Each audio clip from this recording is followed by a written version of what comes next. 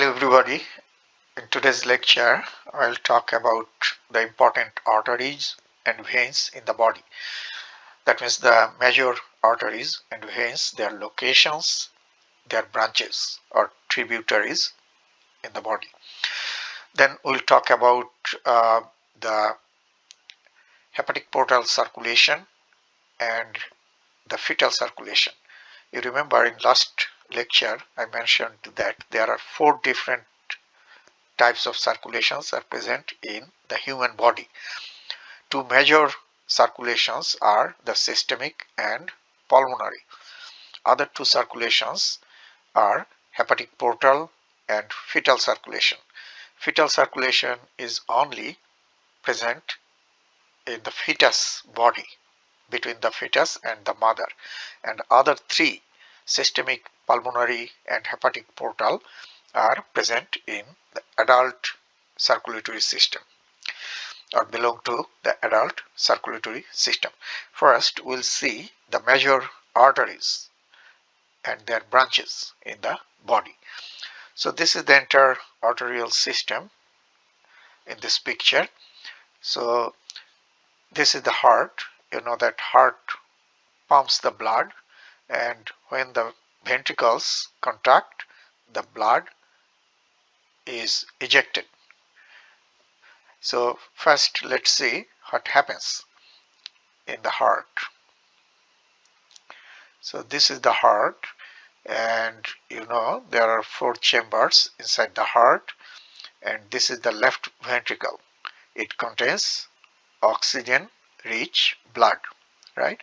So when left ventricle contracts, the blood from the left ventricle enters into the aorta. So this is the aorta that takes the blood out from the left ventricle, and left ventricle must contract very forcefully to eject the blood and send the blood to the body, right? So this is the aorta, and now if you see the shape of the aorta, the part that arises from the left ventricle, this part is called the ascending.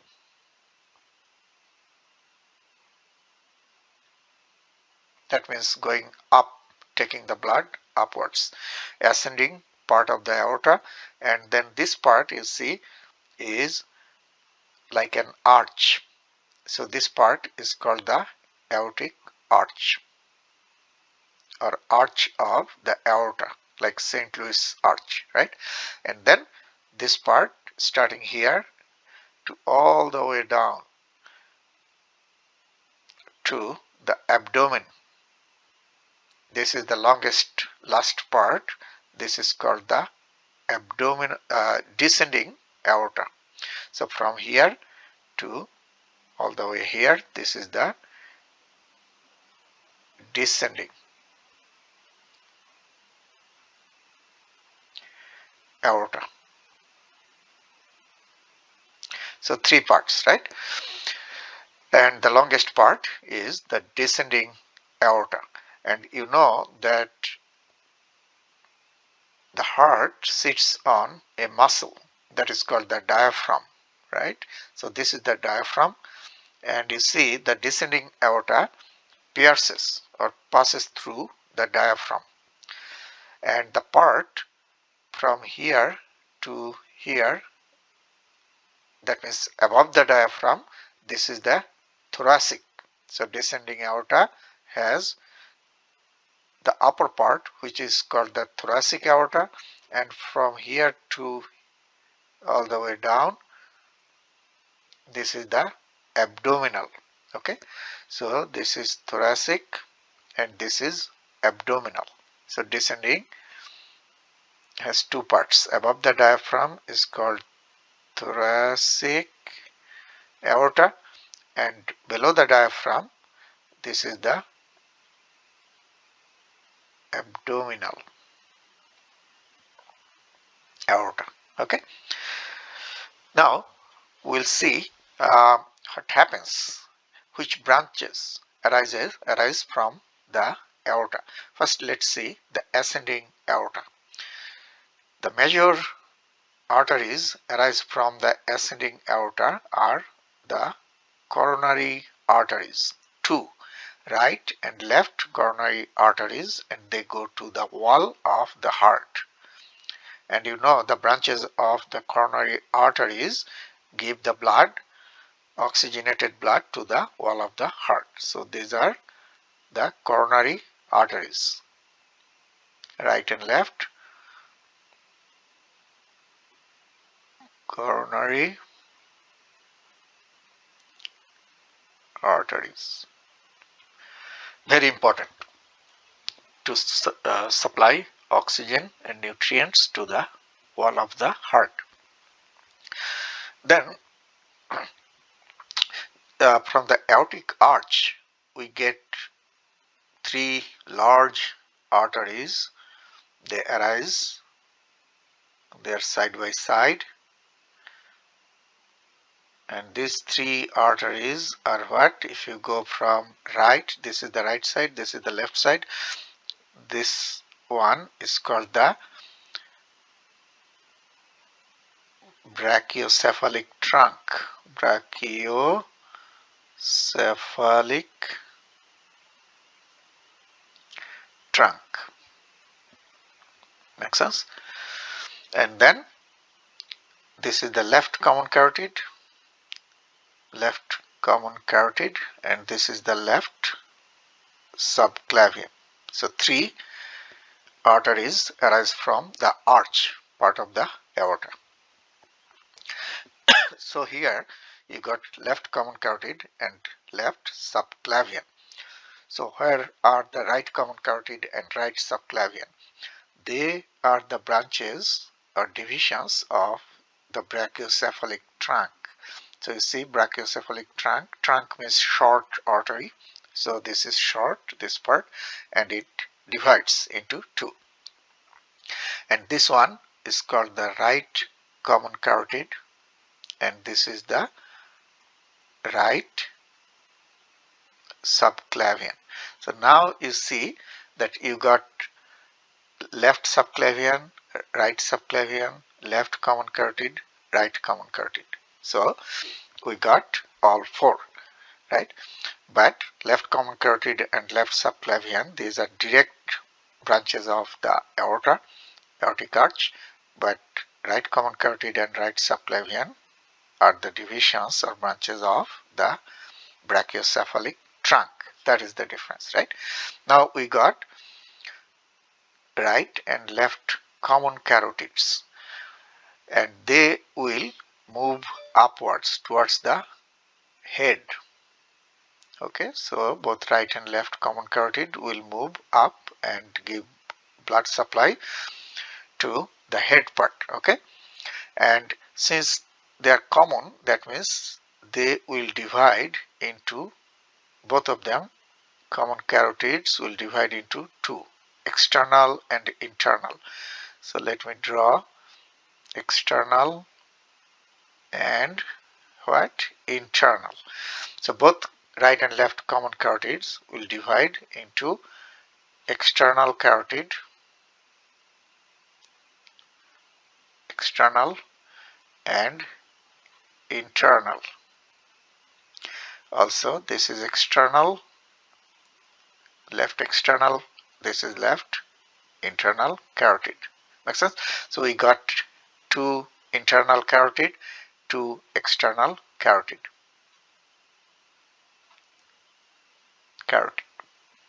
Okay. Now if I ask you just a common sense question, your head has internal part which is the brain and external part which includes the bones, muscles and skin, right? So if I ask you right and left internal carotids, internal should supply to which part of the head? Internal part, that means to the brain. So both right and left internal carotids, they mainly gives blood to the brain. And how about the external? To the external structures, mainly skin, muscle bones. Make sense? So just remember that two internal carotids, right and left, supply blood mainly to the brain. Okay. Okay, now let's talk about the subclavian. Left subclavian, you see subclavian, it means under the clavicle, right? So that is the location of this artery. It runs under the clavicle and then goes to the axillary or armpit and then goes down to the arm and towards the forearm. Okay, so the part is in the axillary or armpit area. This part is called axillary artery. Make sense? Axillary artery, armpit. So subclavian is this one under the clavicle. So this is left subclavian, right, artery, and when it goes to the armpit it becomes the axillary artery, and when it enters into the arm part is called the brachial part, you know that. So this is the, now it is called brachial artery. Make sense?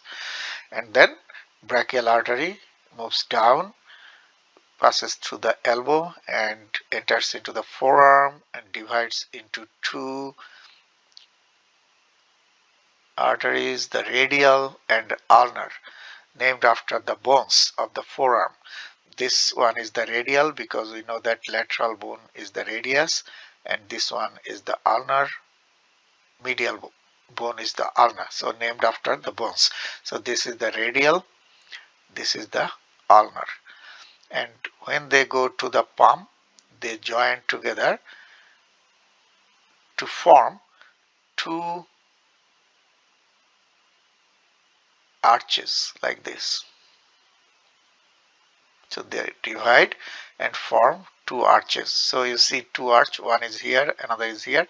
These are called the palmar arches, superficial and deep. There are two, and from the palmar arches in the palm the branches go to the digits or fingers. So these are the digital arteries. See here, to the fingers. Okay, so that's how the upper limb gets blood, okay, supply. Now here you know that brachiocephalic trunk, this one arises from the aorta. It's, if you just see the name brachiocephalic, that means cephalic means head. So you see the right common carotid, this one, right common carotid, this one is going to the head, I mentioned before. So that's cephalic, right? And brachio means arm. So this one is the subclavian. So the brachiocephalic trunk divides into two. One goes to the cephalic part, which is the head part, that is the right common carotid, and another goes to the brachial part, that means towards the arm, that is the subclavian, right subclavian. Exactly like left subclavian, right subclavian goes under the clavicle and then goes to the armpit, becomes axillary, then goes to the arm, becomes brachial, and in the forearm divides into radial and ulnar and form two arches, palmar arches and digital. So exactly same in both sides, okay, like this side. So that's the upper limbs. So you got how the blood goes to the brain, to the outer part of the head and to the upper limbs, right? Now let's see the thoracic aorta, this part. The major arteries arise from the thoracic aorta are the intercostal arteries. Intercostal means in between the ribs. So these paired arteries go to the intercostal spaces, that means in between the ribs. You know, in between the ribs you have intercostal muscles, they get blood from these arteries, intercostal. Okay, so let me write down here intercostal intercostal. Okay. Also, bronchial arteries go to the lung. You know that in both sides of your heart you have the lung. So bronchial arteries are also the branches of the thoracic aorta. So many intercostal arteries, then bronchial for the lung, to the lung tissue, and then you see here from the lower part of the thoracic aorta, two arteries go to the diaphragm. This is the diaphragm, you already know, on which the heart is sitting. So these are called the phrenic, refers to diaphragm. So phrenic arteries, not nerves, arteries. Okay. So intercostal arteries, bronchial arteries, phrenic arteries. Now these two are going to the diaphragm from above. So these are called the superior phrenic arteries. And then if you go to the abdominal part, from the upper part of the abdominal aorta, two phrenic arteries go to the diaphragm too, but these are going from below. That's why these are inferior phrenic, right? So inferior phrenic. So you see, inferior phrenics are the branches of the abdominal aorta because it is below the diaphragm, right?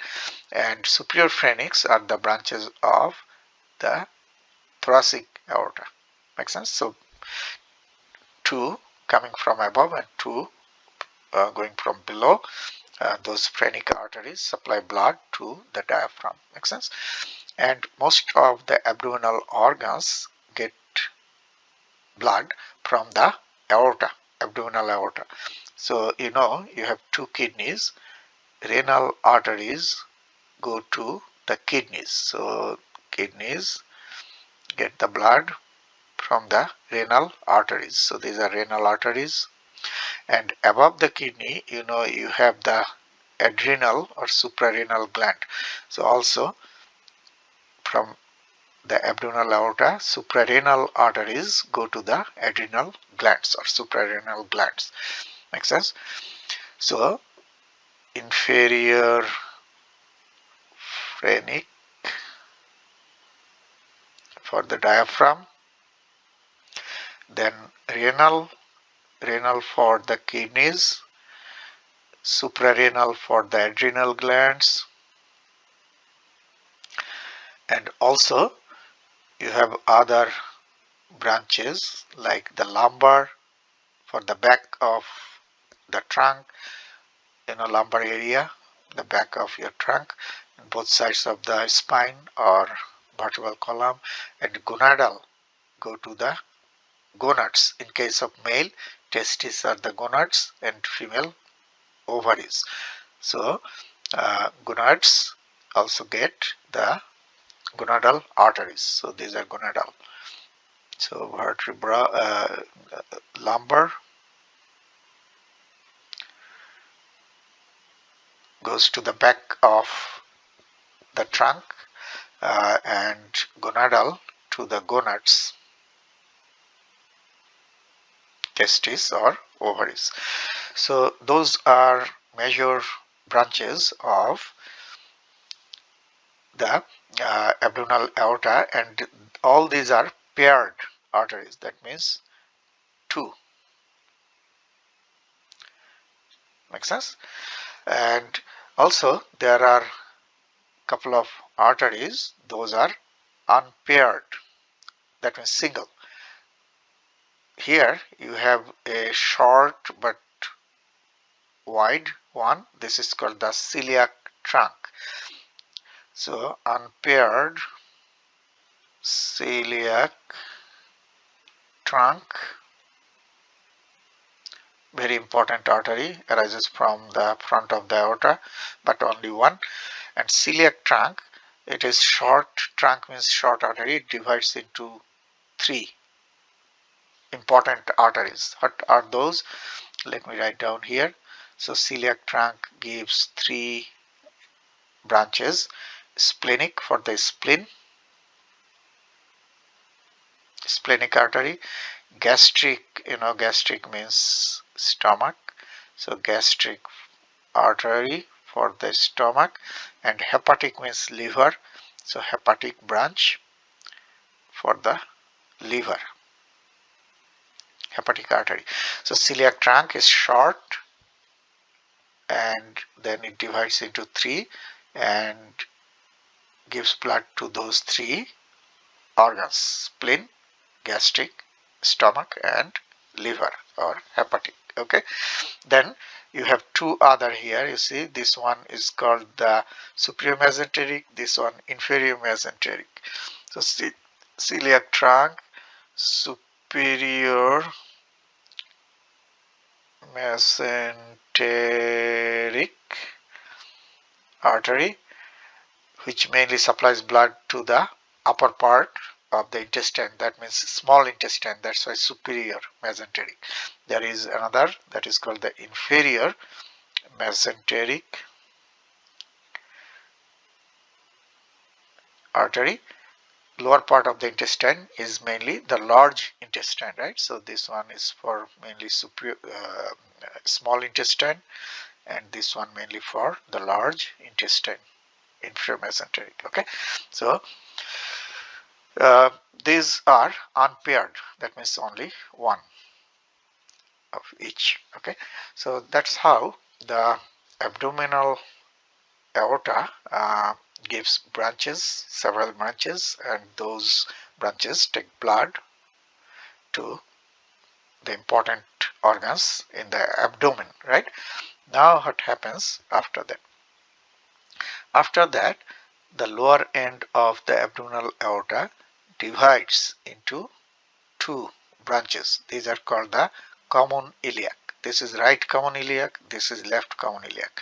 So here you can see the lower end of the aorta divides into iliac. So let me draw this part here so we can see what happens in the lower part. So this is the lower end of the abdominal aorta, and it divides into what? 2 large divisions. These are common iliac. So this is the right common iliac artery, and this is the left common iliac artery. So when you will hear the term common, you remember in the upper part when we talked about common carotid, it divides into external and internal carotids, right? Same way here, since these are common, they will divide into internal branch and external branch. Now here, this one too, since common, will divide into internal iliac and external iliac. Which one is bigger? External, right? And internal is smaller. So these 2 are internal iliac arteries. Okay, and the larger branch is the external iliac. Make sense? And this is also external iliac. This is left external iliac, right? So you see what happens. Internal iliac arteries are smaller branches of common iliac, right? And this is your pelvic area. So they supply blood mainly to the pelvic organs like urinary bladder or uterus, right? Those organs get supply mainly from the internal. And external one is big, and it goes to the thigh. And in anatomy, the thigh area is called the femoral area. So when they enter into the thigh, they are now called femoral. So this is left femoral, in the thigh artery, and this is the right femoral artery. Make sense? And then femoral, from femoral we get a few important branches. One is called deep femoral artery. Here you can see deep femoral, and then the femoral goes down to the back of your knee here, and when it goes to the back of the knee, now its name is changed. It is called popliteal. You know, back of the knee area is called the popliteal area. Popliteal artery. Make sense? Same in this side. And then from the popliteal artery we get the anterior tibial, posterior tibial, okay, and fibular. So fibular artery comes from posterior tibial, so anterior tibial, this is popliteal, and it divides into posterior tibial, and this is fibular. So now you see these are named after the bones of your leg, right? Femur is the only bone in your thigh, so femoral, and in the back of the knee is called popliteal area, so it is popliteal. Then popliteal goes down and gives posterior tibial, this is posterior tibial, and fibular and anterior tibial. So these are the bones, a name of the bones, right, in the leg, tibia and fibula. But remember, there are two tibial. One is anterior, that means in front of the tibia, and another artery is in the back of the tibia, that is posterior tibial. Okay, and then one is fibular.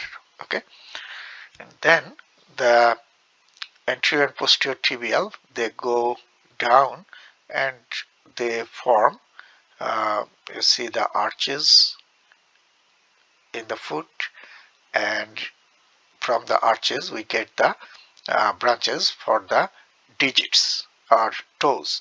Now here one thing, remember, the anterior tibial, when it goes down to the front of the ankle here, this is called dorsalis pedis. Dorsalis pedis artery. Here, dorsalis pedis. Okay, so now that's how the entire body gets arterial blood. So I explained the major arteries and their branches. Okay, so this is just to give you an idea about the entire blood supply in your body. Okay, arterial supply. So let's see, I am quickly going over again. Okay, from the left ventricle, oxygen rich blood enters into the aorta. Aorta has three parts, right? Ascending part is this part, and then arch is this part, and descending is the last but longest part. Descending pierces diaphragm, and above the diaphragm is thoracic, and below the diaphragm, the descending aorta is called the abdominal, right? And from the ascending, important branches are the coronary arteries for the wall of the heart, right? Coronary artery and their branches give blood to the wall of the heart. And coronary artery is very important because any blockage in coronary or its branches will cause heart attack. Okay, so then the aortic arch part gives three arteries: Brachiocephalic Trunk, the right one, middle one is left common carotid, and left is the left subclavian. Okay, so where are the right common carotid and right subclavian? They are the branches or divisions of the Brachiocephalic Trunk. You see here, these two. Subclavian goes under the clavicle, both, and goes to the armpit, and becomes axillary, then to the arm, then become the brachial and divides into radial and ulnar, and then form superficial and deep palmar arches, and from the arches we get the digital arteries for the fingers. Okay, then the common carotid, both right and left, they will go towards the head, and both divide into external and internal. Internal goes mainly to the brain because internal part of the head is the brain, and external gives blood supply mainly to the external structures, but there are some overlap.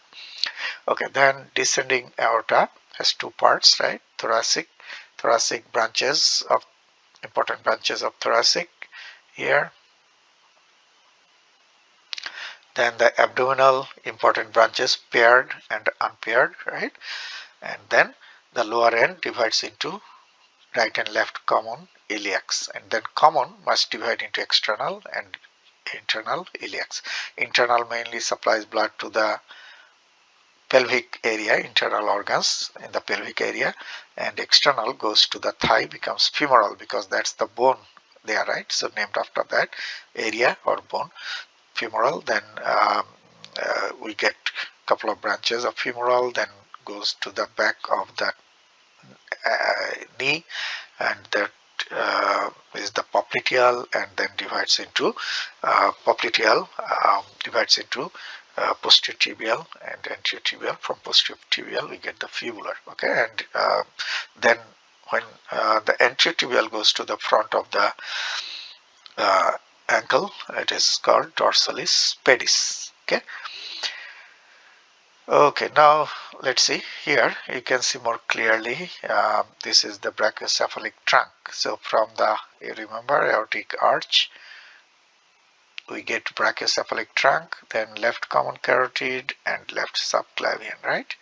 So the trunk is short artery, divides into subclavian, which is the right subclavian, and this is the right common carotid.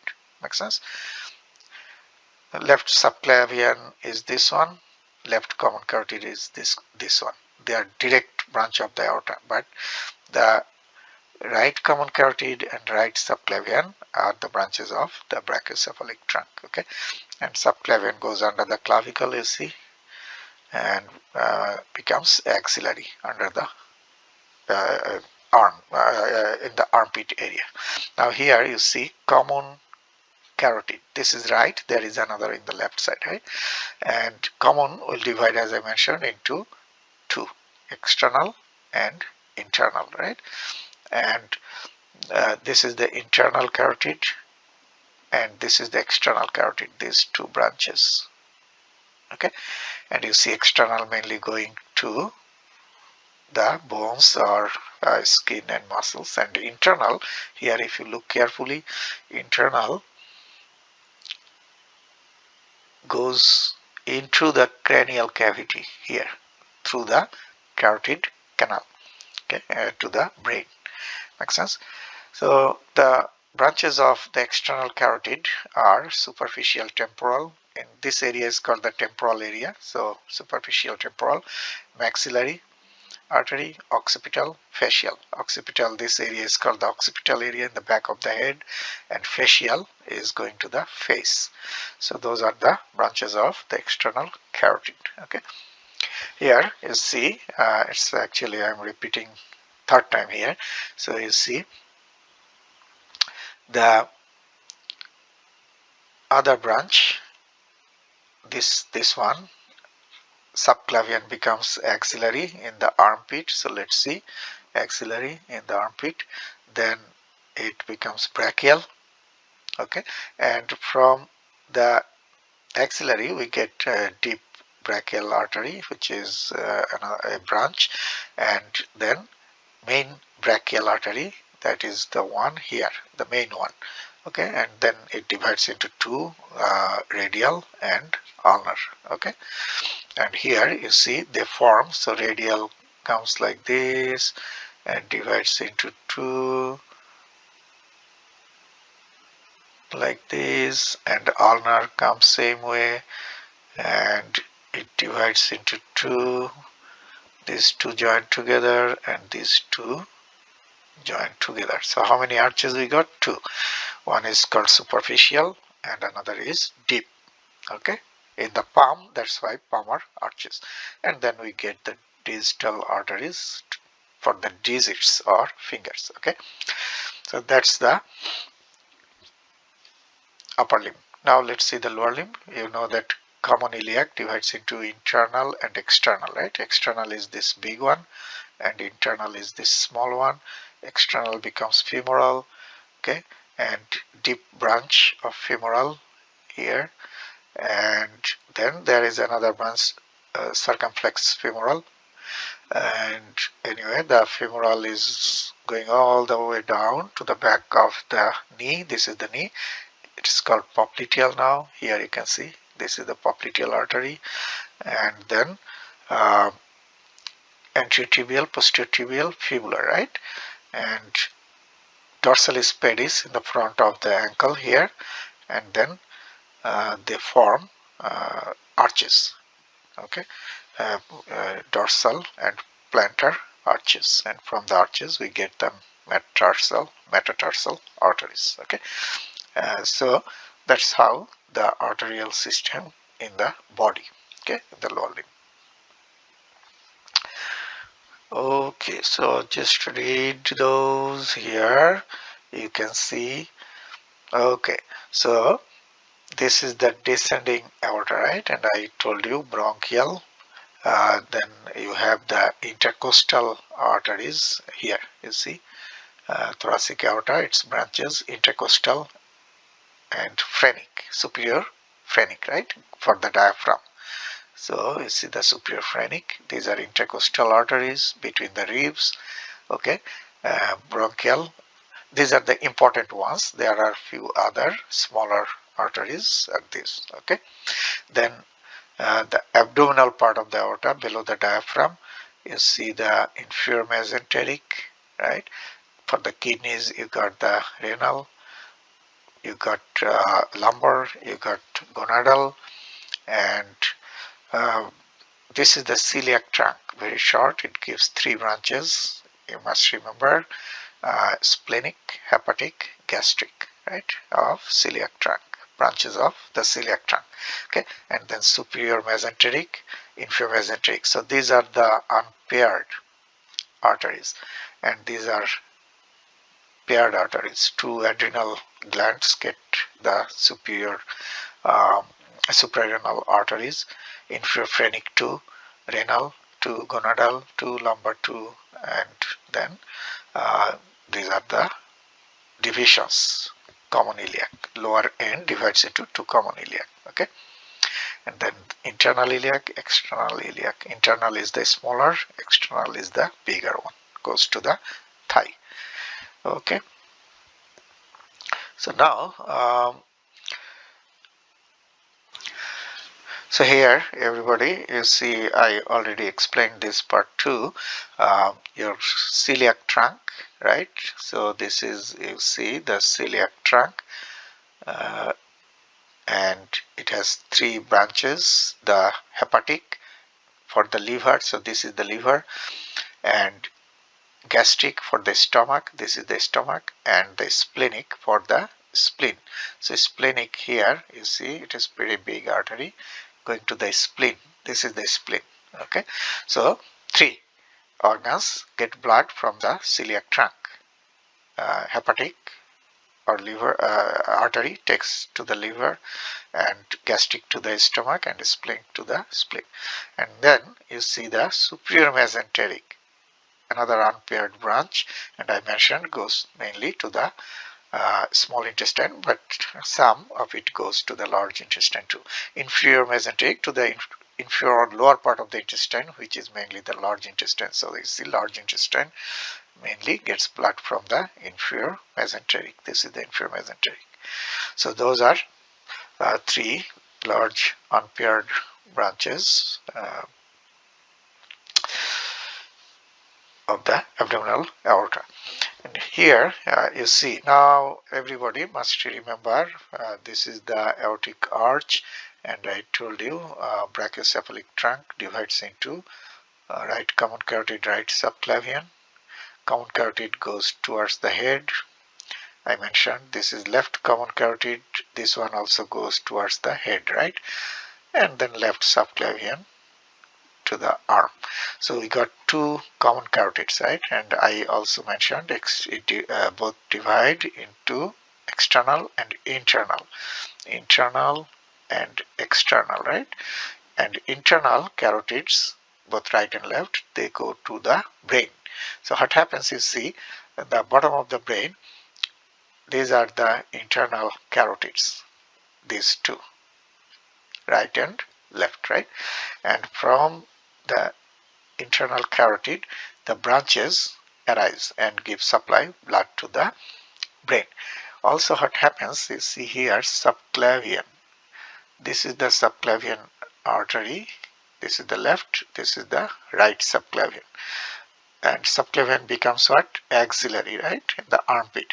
But before the subclavian becomes axillary, from the subclavian we get few branches.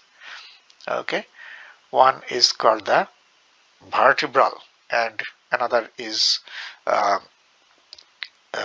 costothoracic and another is costocervical and thyrocervical. So those are the three, vertebral, costocervical and thyrocervical.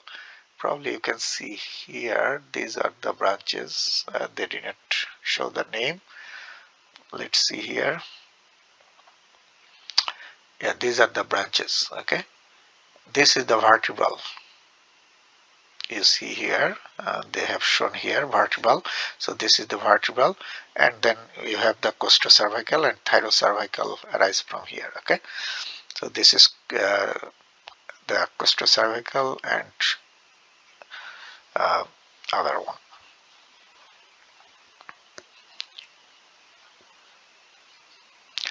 Okay, so now the vertebral, right? So vertebral is important. You see here the vertebral is long going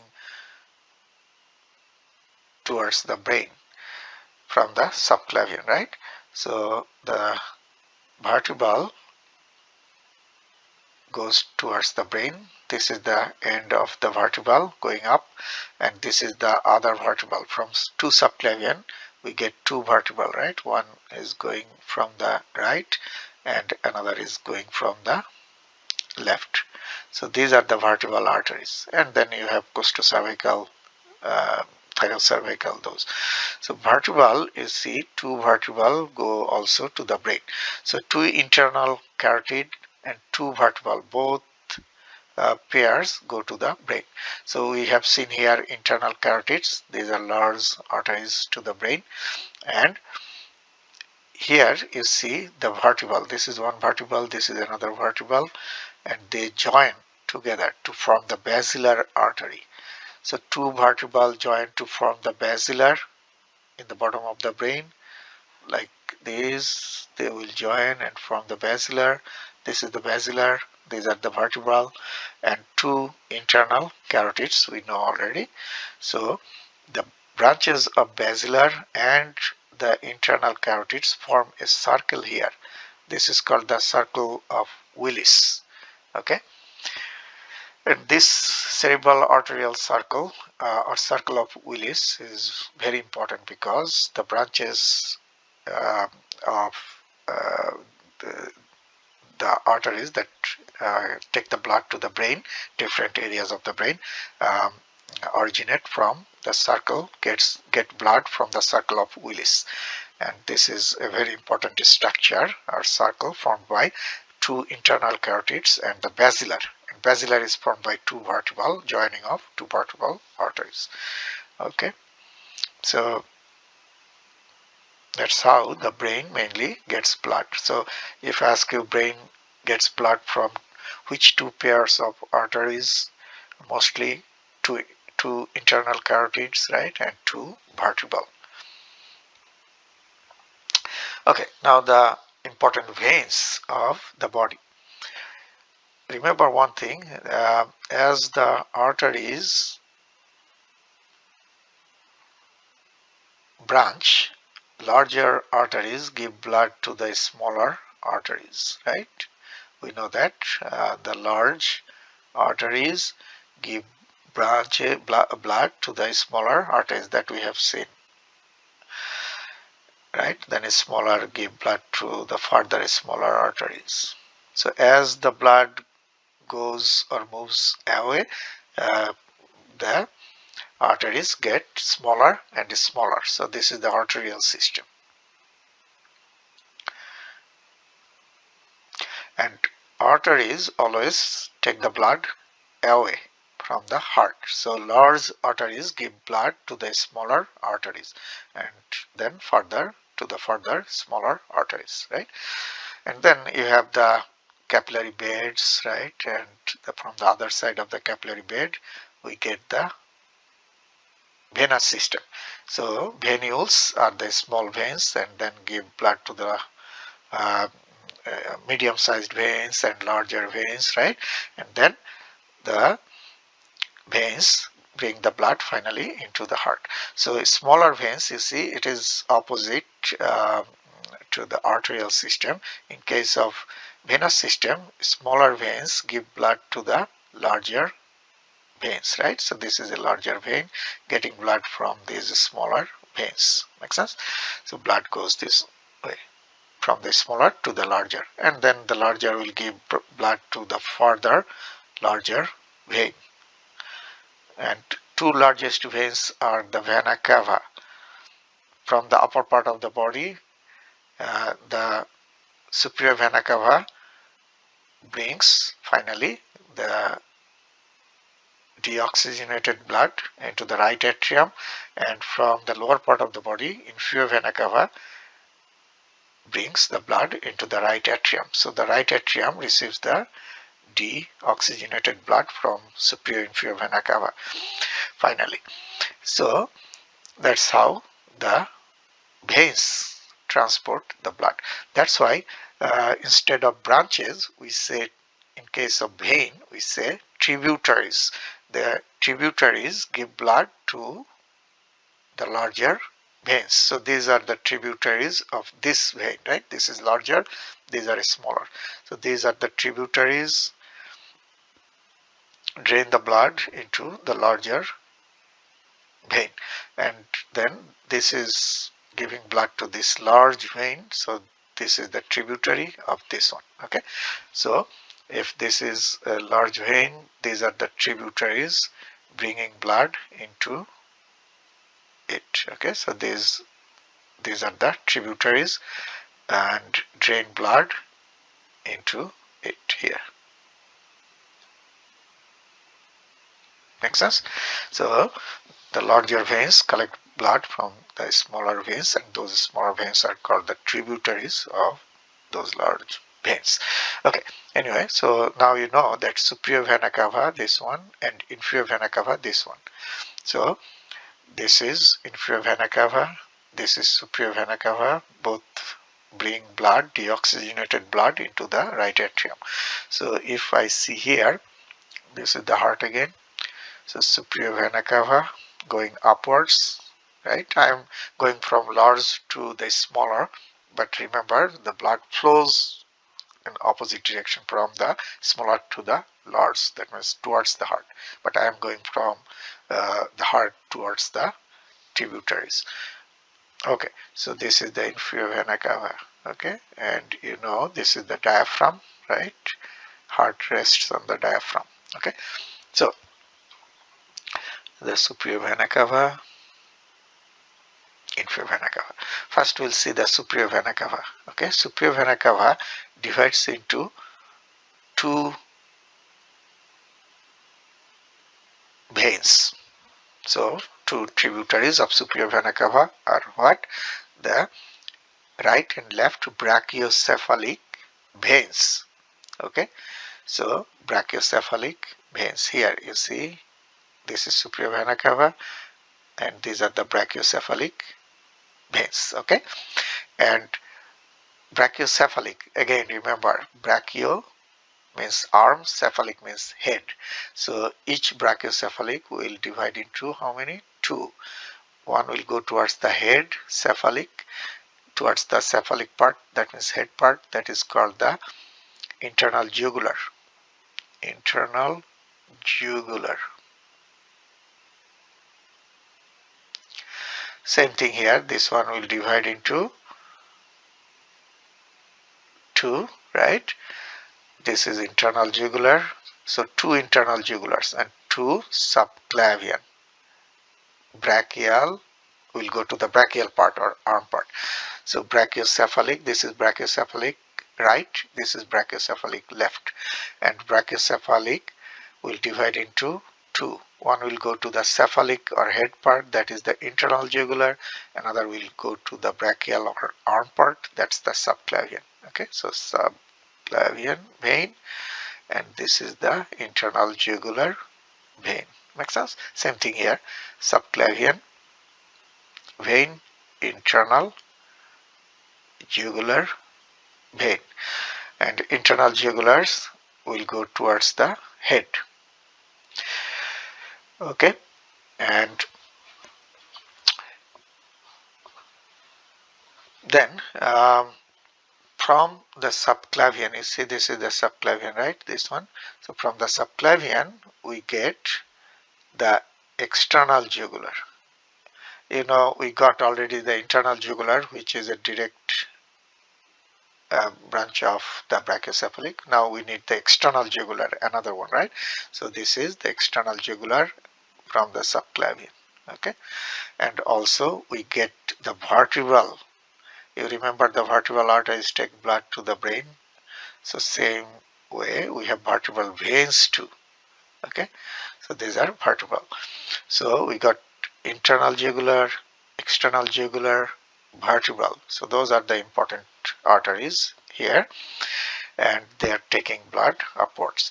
And subclavian goes under the clavicle, and then in the armpit becomes axillary. So this part is same as the arterial system. Axillary. Okay, vein. And then from the axillary, axillary becomes brachial vein. Okay, but from the axillary we get another two other veins like this, and these are superficial veins. Brachial is the, which is a continuation of axillary, which is a deep vein. Okay, so this is a deep vein, but two other branches of axillary, these are superficial veins. What are those? Cephalic and basilic. So let me write this one, basilic, and this is cephalic.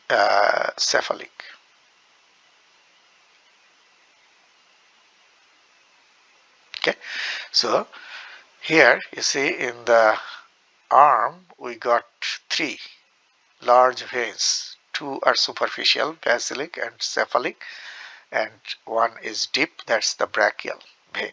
Okay, and brachial vein goes to the forearm, divides into radial and ulnar like the arteries, and cephalic and basilic, they also go downwards. And one thing happens here in front of the elbow. The cephalic and basilic get connected by this vein. This is called median cubital.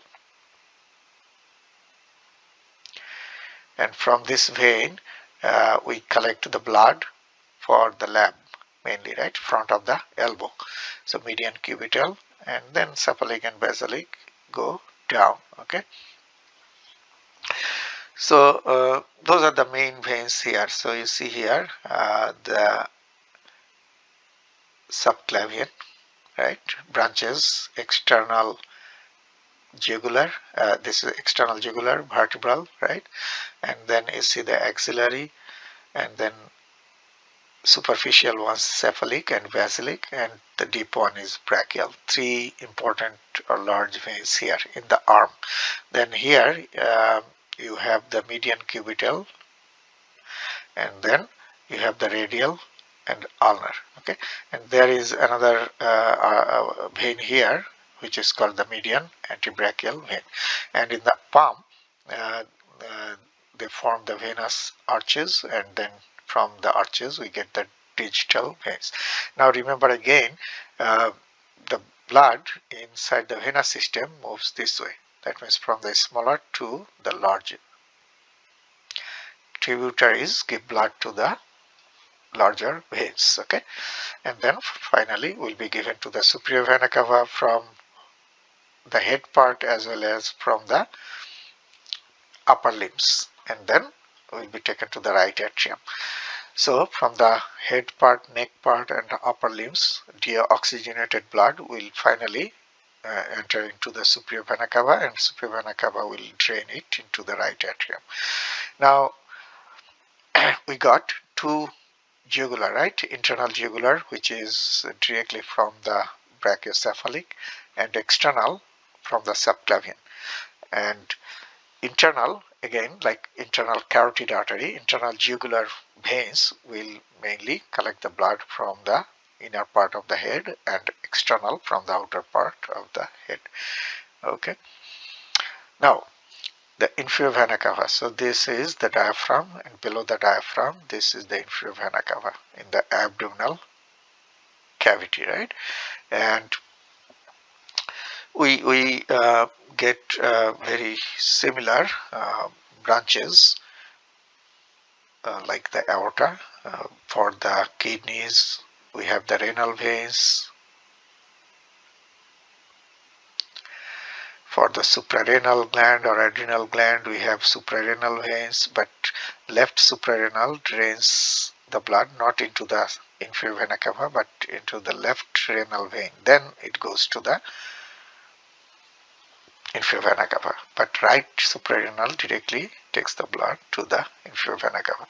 We have lumbar veins from the back, bring deoxygenated blood from the back of the body, and then we have the gonadal veins, we have the superior mesenteric, inferior mesenteric, right?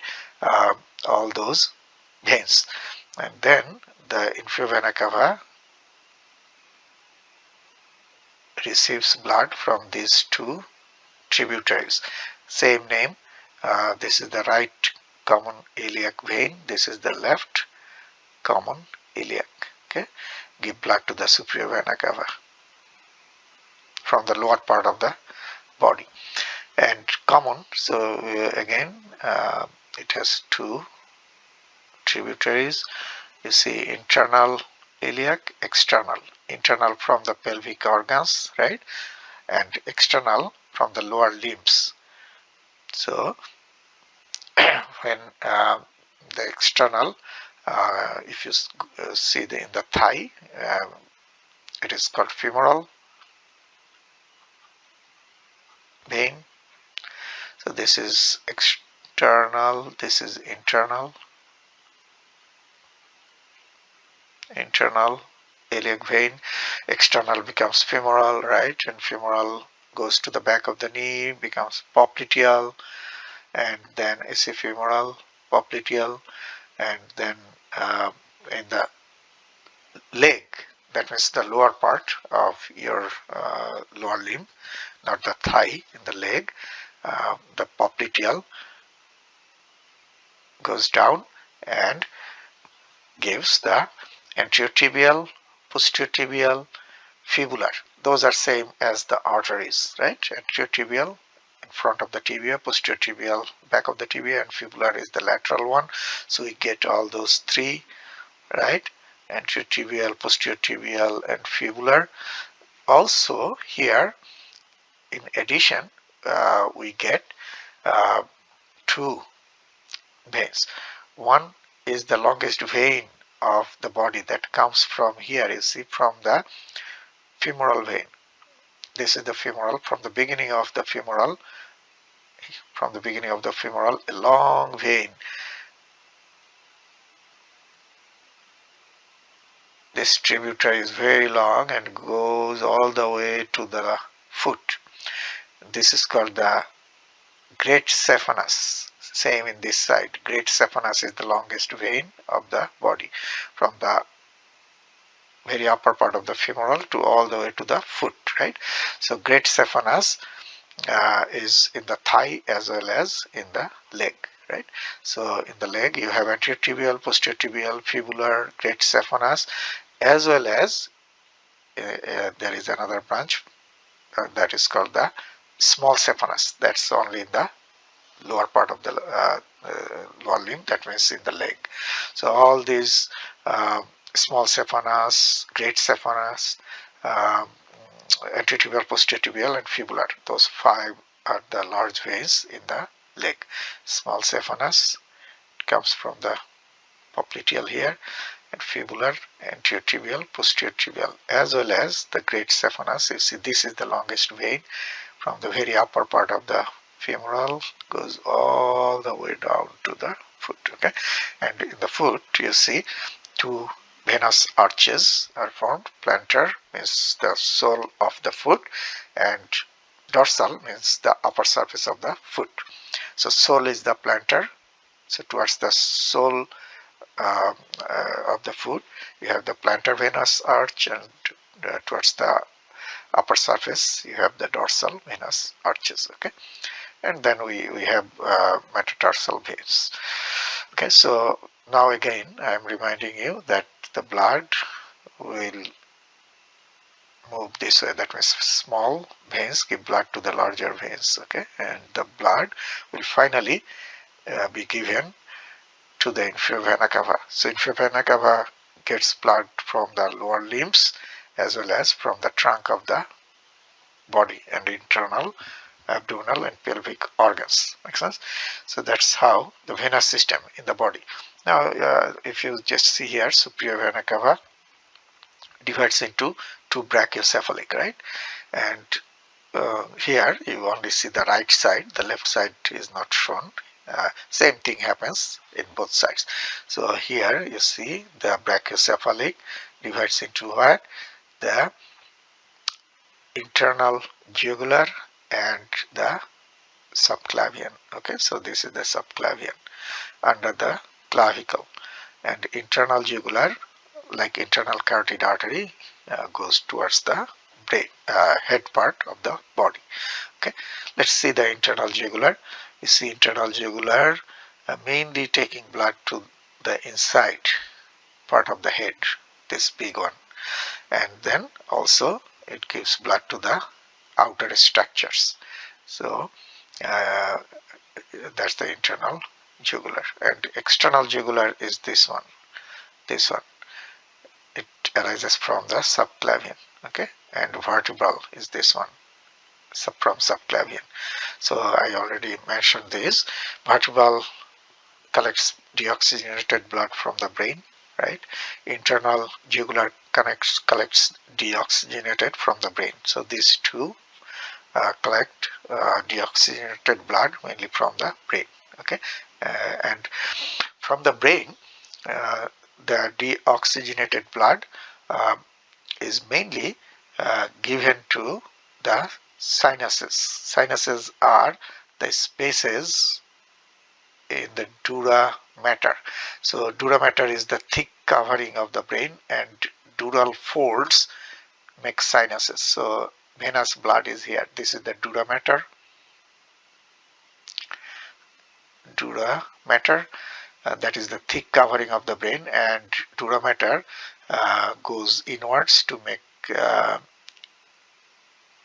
sinuses like this. So these are the sinuses, internal foldings, and these sinuses collect the blood, mainly collect the blood from deoxygenated blood from the veins of the brain, but also the great cerebral vein, which is a vein, collects the deoxygenated blood from the deeper part of the brain.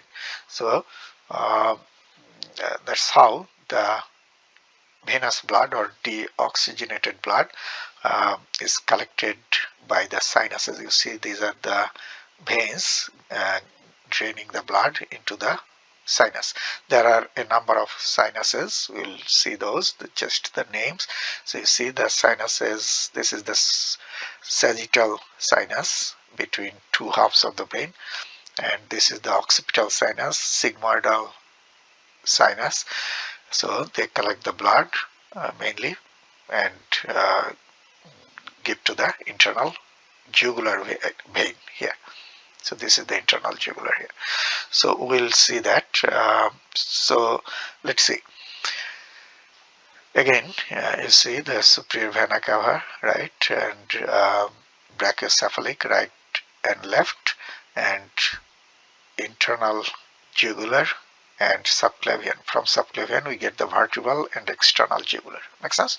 Again, this is the left brachiocephalic, so left internal jugular, vertebral, and left external jugular. Okay, so external jugular, internal jugular, vertebral. Same thing here. And this is the subclavian. It becomes the axillary, right? And from the very upper part we get the cephalic and basilic. Okay, here you see the renal veins from the kidneys, right, into the inferior vena cava. And here you see the left suprarenal, it is not taking the blood directly to the inferior vena cava but giving the blood to the left renal that I mentioned, but in the right side going directly to the inferior vena cava.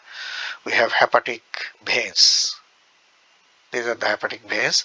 Also get the blood from the liver into the vena cava. We have the lumbar gonadal, I mentioned these. Okay, phrenic for the diaphragm. You must remember the term phrenic indicates diaphragm. Then the lower end divides into common iliac, right, and then external and internal iliac. This is the internal is small, external is the larger.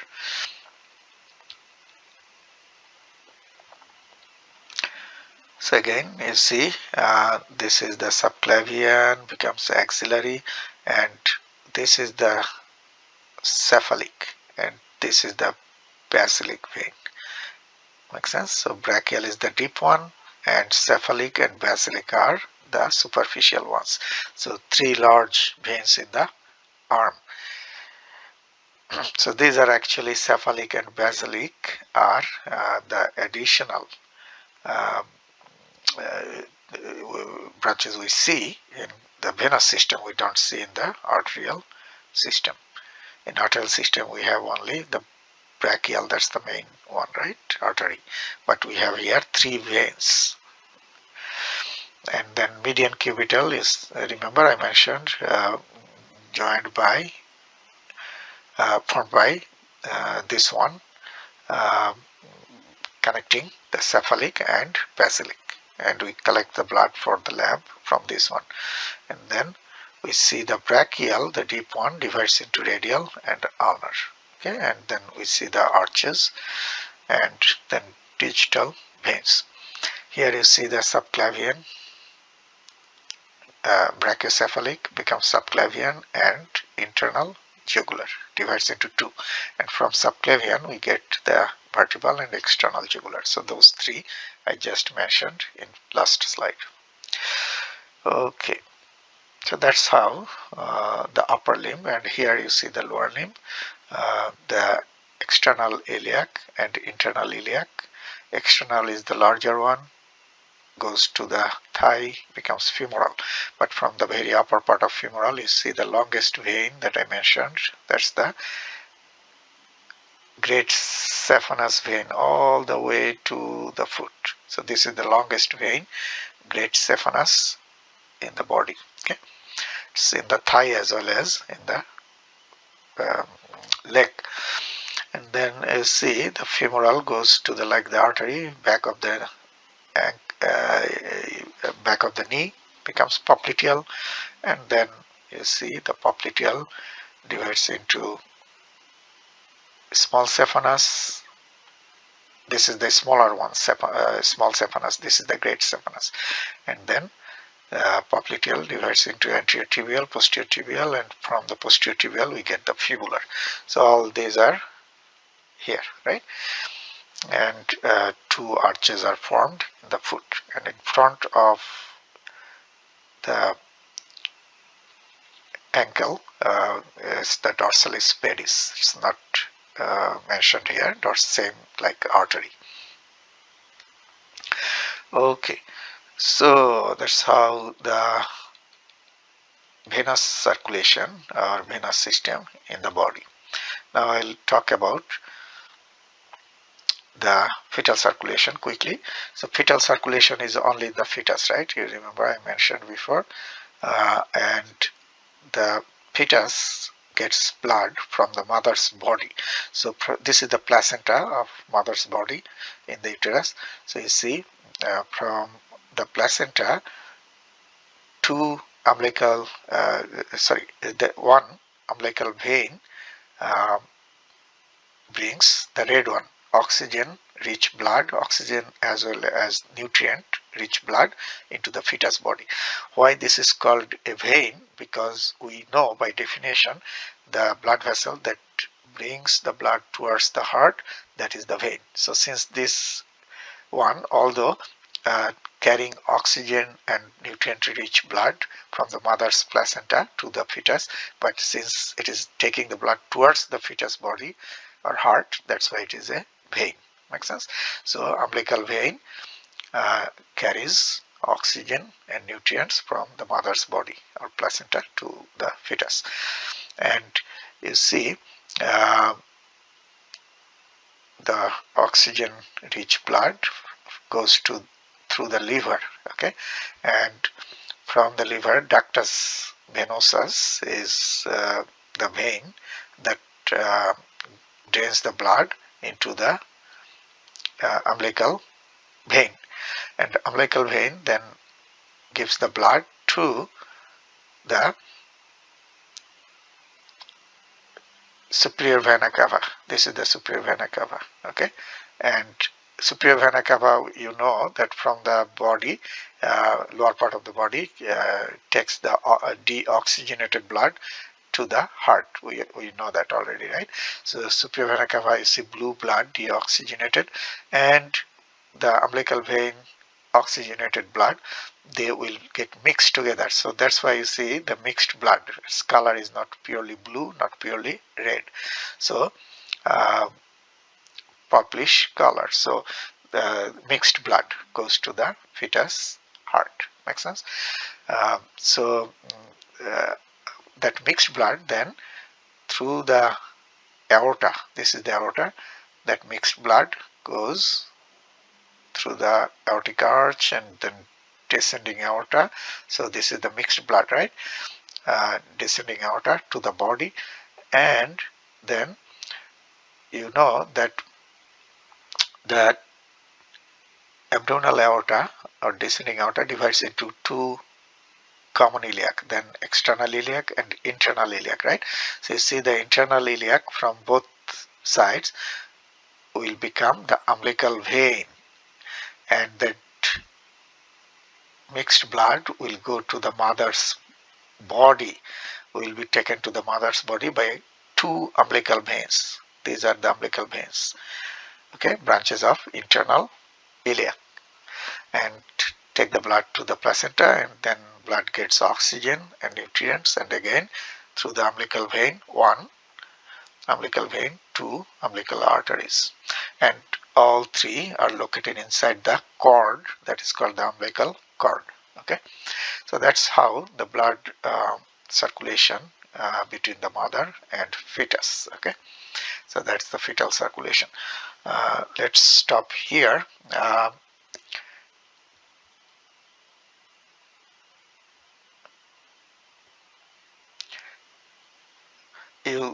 If you see next few slides, what you will see septal defects, congenital septal defects.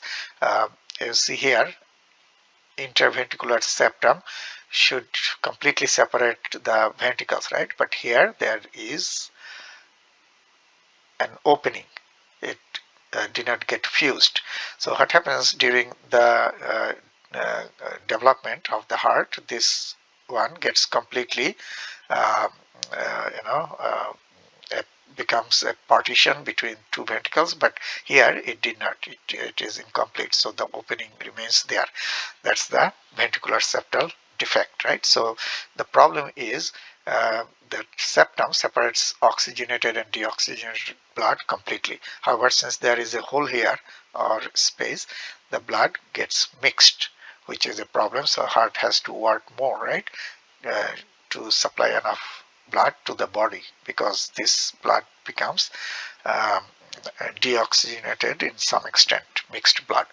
Okay, same thing here between the aorta and the pulmonary trunk. This is the pulmonary trunk, and it divides into pulmonary arteries, right and left, and this is the aorta, and you see they should be separated but did not get separated. That's why it's called patent ductus arteriosus.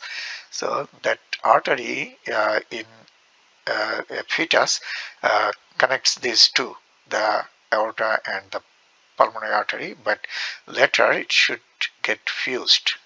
Okay, that means it should get actually closed and become a cord or ligament called the ligamentum arteriosum, but in some cases that connection remains there. Ductus arteriosus remains open instead of getting closed, and that is patent ductus arteriosus.